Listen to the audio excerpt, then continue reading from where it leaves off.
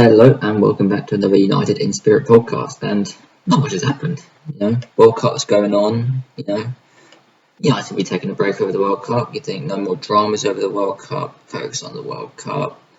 Let lie low a bit. What? Huh?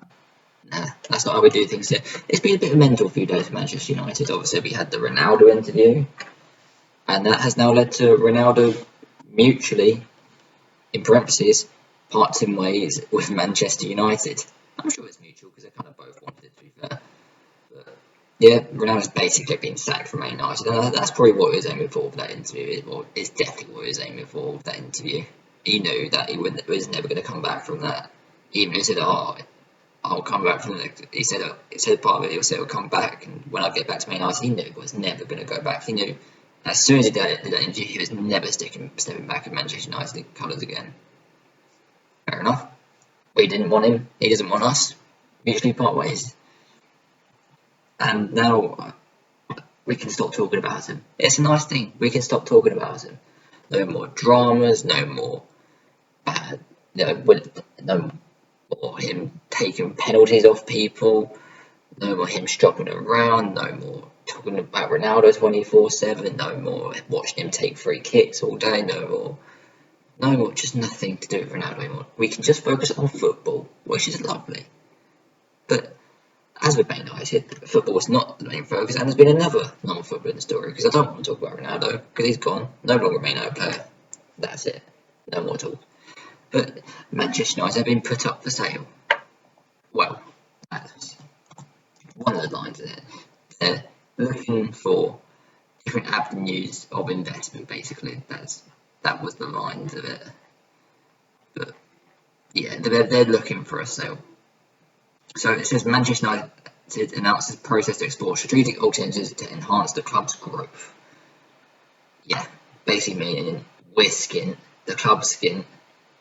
No one wants to invest in us because we're skint and we want to give up our power. So buy us out. It could have said that. They did a few paragraphs and stuff like that. It was doing financial advice and stuff like that. But yeah, and Avril Glazers and Joel Glazers, they came up with a statement. The strength of Manchester United rests on the passion and loyalty of our global community of 1.1 billion fans and followers. No, we haven't got 1.1 billion fans and followers. That's a lie. And also, if we did have 1.1 billion fans and followers, how have we not spoken to a single one? That's a bit insane. So you'd say, basically, there's 1.1 billion fans. Okay, so every 7 people you walk into, every 8 people you walk past is a Man United fan, and not one person's talked to you in 15 years, in 17 years. That's a bit insane. But I don't know how. But it goes on to say, as we seek to continue building on the club's history of success, well, you've kind of ruined that success a bit, but there's a reason it's a history of success, because it's in the past. The board has authorised a thorough evaluation of strategic alternatives. That's basically mean someone just either comes in, gives us all a load of money with us keeping control, or we sell the club. That's basically the 2 alternatives. We will evaluate all options to ensure that we best serve our fans and that Manchester United maximises the significant growth opportunities available to the club today and in the future. Basically meaning we haven't done much over the last 17 years. We're kind of behind everyone. It's very expensive to get, to do these things. And, we've kind of taken up $1.5 billion out of the club. And to be honest, we probably should have not done that. And yeah, now we haven't got any money to, grow the club. So we'll just cash out of the $5 billion. And then throughout this process, we'll remain fully focused on serving the best interest of our fans. Well, you haven't done that for 17 years, so I don't think you're going to start doing that now. Unless they're cashing out, then they probably will. Shareholders and various stakeholders, that basically means we're going to think of ourselves. But, 17 years it took, but it's finally come to the day that the Glazers are selling up. They wouldn't put out this statement if they were still looking for other financial opportunities to them still being in control of it. If they could get other options other than a full sale, they wouldn't go public with it. But they've gone public with it because they know this will get interest, stock price will rise, and they'll get so many more people coming in. Sir Jim Ratcliffe just announced that he will bid for Man United. He won't overpay, but he will bid. He said before he won't bid unless it's for sale, and now they've said it's for sale. It's a good day. It's a good day. Yes, it's a part of the process. The board will consider all strategic alternatives, including new investment into the club, which basically means someone come in, buy some stakes, and put a load of money into the club without any return. No one's going to do that. And if people are doing that, they're probably stupid. A sale, what's probably going to happen, or other transactions involving the company. That probably just means massive sponsors and stuff like that, or selling team name rights or TV rights, which is a bit, what Barcelona are doing right now is selling their soul and their future, which it shouldn't happen. It will not happen. It will not happen. This will include an assessment of several initiatives to strengthen the club, including stadium and infrastructure redevelopment and expansion of the club's commercial operations on a global scale, each in the context of enhancing the long-term success of the club's men's, women's and academy teams and bringing benefits to fans and other stakeholders. Okay, let's go through that. Strengthen the club, including stadium, but we haven't done anything apart from the what's it called, the boxes, the suites. You haven't done anything apart from that for the stadium in 17 years, so why would you do that now? Infrastructure redevelopment, well, Carrington's a mess. Nothing's well bleeding over there. Ronaldo said it himself that Paul had chips in it last year. The expansion of the club's commercial operations on a global scale, whatever that means. Long-term success of men's, women's and academy teams, okay. One, why are the women's team working out of, what's they called? Temporary cabins at Carrington? That shouldn't be a thing. They should have their own training ground. They should have the same exact technology and things that the men have. That should be a thing. I don't know why they don't have that. They're playing at Lee Valley Stadium, which is no one can get to out of Manchester easily. It's hours or so in car, going back roads, travel links by train or whatever, bus. There's no trains there, it's just buses. It's an 8 to get to. So the academy team and women's team play there. That's just stupid. The women's team should have their own stadium. The academy team should have their own stadium. City have it. We should have it, but we don't have it.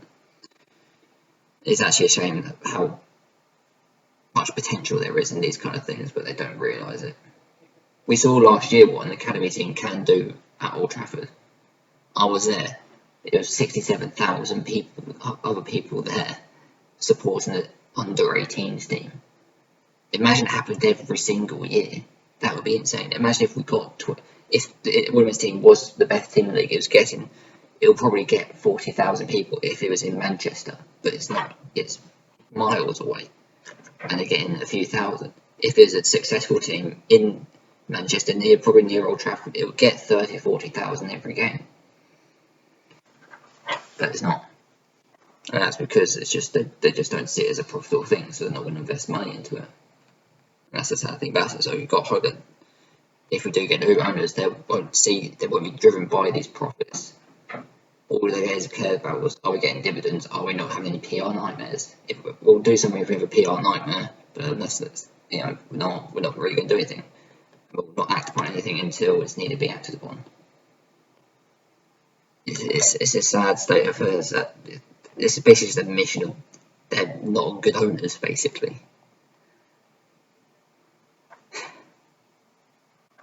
People have been protesting for 17 years and it's finally happening. It's just amazing. It'll probably still take some time. It'll hopefully won't take too long. But I don't want any ethically ambiguous, people joining. You don't want to have Newcastle I'm supporting this, but also being supported by the Saudi regime who've killed journalists or don't give women's rights. I don't want that kind of thing. I don't want I don't want there to be any moral dilemmas with supporting Manchester United. As the Glazers are, you don't have any moral dilemmas. Often they're just a bunch of twats. There's no moral dilemmas. They've not killed anyone that we don't know about. That's why Sir Jim Ratcliffe is the perfect owner, because he was a boyhood Man United fan. It's perfect, but maybe there'll probably be people with more money than him coming in for this. You saw how many people went in for Chelsea. This is going to be a lot more. This is a lot bigger opportunity. There's going to be a load of consortiums. There's probably going to be 15, 20, 30 consortiums being put together right now. Thinking, can we get enough money? Can we do this? Can we do that? Because the value of Man United can be 10, 15, 20 billion pounds if it's used correctly. It can make so much money. It was making 300 million or so revenue under the Glazers. It can make 500, 600 million pounds per year in club revenue easily if we get a new stadium, if the women's team team's successful, if the academy teams are successful, if the fans are on side, it can make so much more money. If we're consistently in the Champions League, if we're winning trophies, there's so much more potential there. We can get probably easily 100,000 people at every game.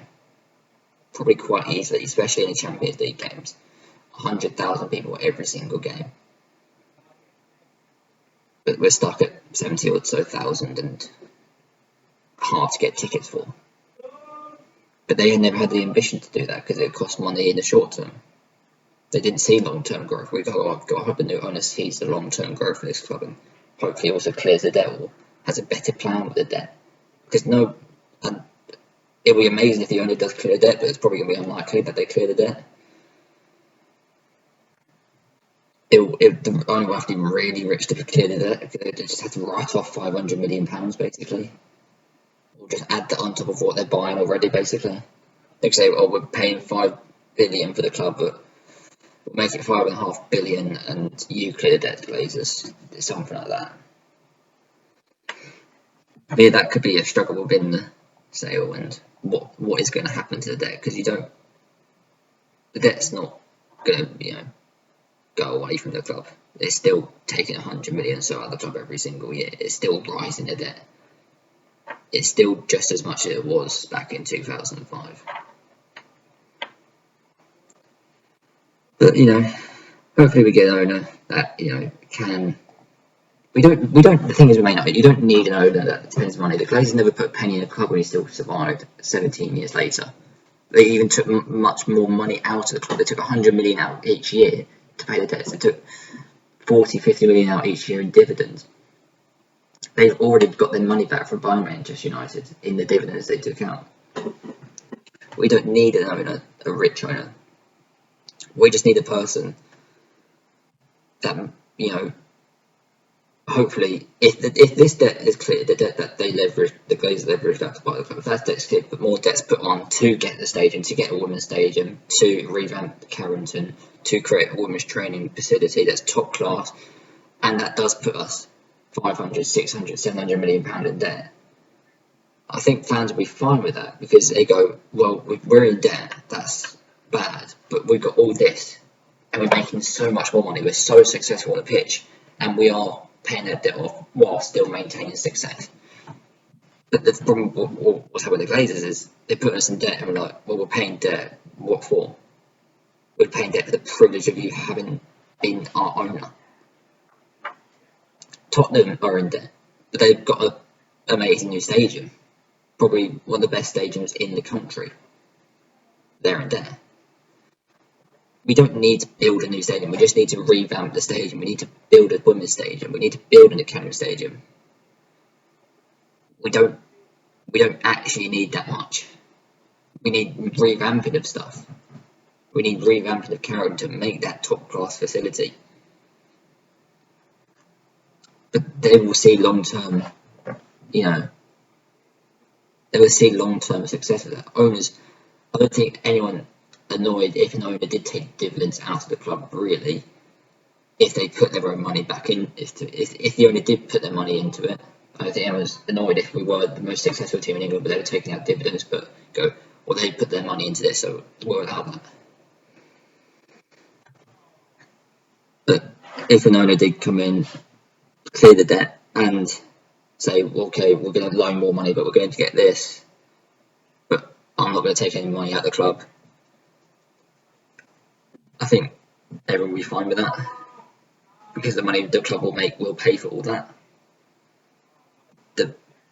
We've been wasting £100 million every year on debt repayments already, and we're still fine. And them debt repayments haven't been towards anything. If we pay £100 million every year, but we're then making more money because of because of a new stadium, we're getting more seats in. That's 25,000 more seats. If the women's team were making more money, if the Carrington being amazing meant our team was performing better, there's much more success, and the commercial opportunities rise. There's so much more success that this club can have that it hasn't seen yet. Yeah, it's a great time. It's exciting. It's exciting, but you just got to hope it goes well. You got to hope it's a super rich being there, but it's not necessarily needed. But just need someone that cares about the club and knows what they're doing. You don't want a billionaire that is a bit stupid. We don't need that. If it's a consortium of people that are smart and know what they're doing, and they don't have the endless passions, it's not the end of the world. But just got to hope they actually know what they're doing. And Chelsea's owners have just basically bought Chelsea and turned them into Brighton. That's actually insane. But yeah, hopefully we don't find a feeder club like that. We go to Brentford and they take everyone from there. That'd be amazing. Yeah. Should we talk about the World Cup? Let's talk about the World Cup. So Man United players have been playing at the World Cup. On Monday, Tyrone Lassie was on the bench for Netherlands. But, Maguire, Shaw and Rashford played for England. Maguire looked good on the ball, bad off the ball, was at fault for England's second goal, but on the ball he looked alright, got the assist for Saka's goal. But that's always going to be Maguire's problem, isn't it? On the ball, looks alright, off the ball, he just doesn't really know where he is. Luke Shaw the same, on the ball looked quite good, off the ball, got caught out a couple of times, got the assist for Jubena's goal. Rashford looked really threatening off the bench, which was good. Again, he looks so much more better physically this season, amazing. Argentina lost because they didn't have Lisandro Martinez in the starting lineup, which can be argued because as soon as he came on, they were really struggling to pin Sadio Arabia back at any point during that game. But as soon as Lisandro Martinez came on, he controlled the game. He's their best defender. I don't know why they started Otamendi and Romero over him. It's a bit strange. Christian Eriksen started for Denmark, played alright, does the usual Christian Eriksen thing.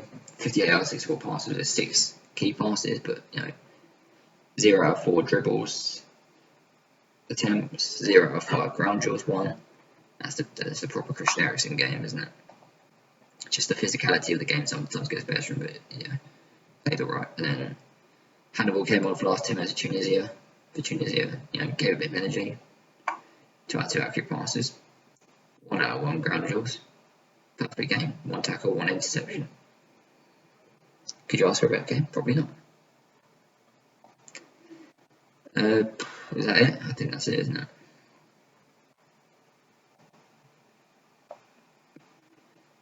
I think that's it. We got players playing for Brazil tomorrow. Casemiro, Fred. Kinder Pleasure for Uruguay. We got Bruno Fernandes, Diogo Dalot for Portugal. Hopefully one of these players come back for the World Cup. That would be nice. Nice to come back to. Hopefully it's not over the other players. That would be a bit horrible, but it is what it is. But yeah, it's probably Rashford and Shaw who had the best games of the World Cup so far. Some better performances like Bruno Fernandes will probably put in a good performance. Dalot, if he starts, Casemiro, Fred, that partnership would be nice to see. But it's been a good World Cup for us. A couple of shots, a couple of good wins, a few ball draws, but you're going to get that with this kind of competition. But yeah, thanks for watching. the player we don't have to speak about anymore is gone, which is nice. The Glazers are hopefully going, that's nice. And some good performances of the World Cup, which is nice. But thanks for watching, and like and subscribe, and I'll see you next time. Bye.